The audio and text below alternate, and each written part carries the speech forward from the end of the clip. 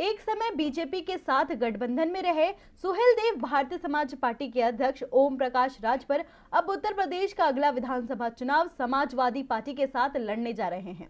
BJP से अलग होकर राजभर लगातार बीजेपी पर वार करते नजर आ रहे हैं। इस चुनावी मौसम में एक बार फिर राजभर ने बीजेपी पर करारा वार किया है।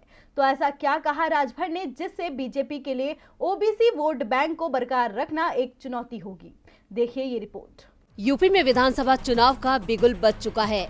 ऐसे में दल बदल की कवायद भी शुरू हो गई है। हाल ही में समाजवादी पार्टी के साथ गठबंधन कर मैदान में उतरे सुहेलदेव भारतीय समाज पार्टी के अध्यक्ष ओम प्रकाश राजभर लगातार बीजेपी पर निशाना साधते नजर आ रहे हैं। एक बार फिर राजभर सुर्खियों में आ गए हैं।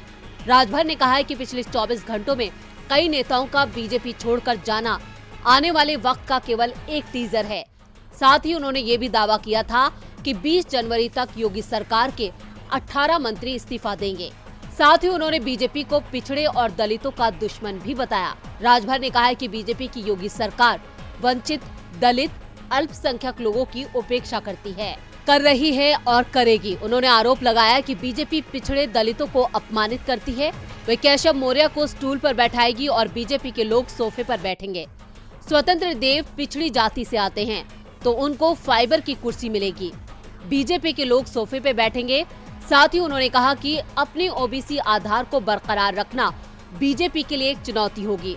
राजभर ने आगे कहा कि बीजेपी भेदभाव करती है और उसके पास ये एजेंडा नहीं है कि एक समान शिक्षा कैसे मिले, रोजगार कैसे दे। सपा प्रमुख अखिलेश यादव के साथ मीटिंग पर राजभर ने बताया कि उन्होंने सबको सुझाव दिया है कि जिसका जहां प्रभाव है वहां से तैयारी करे।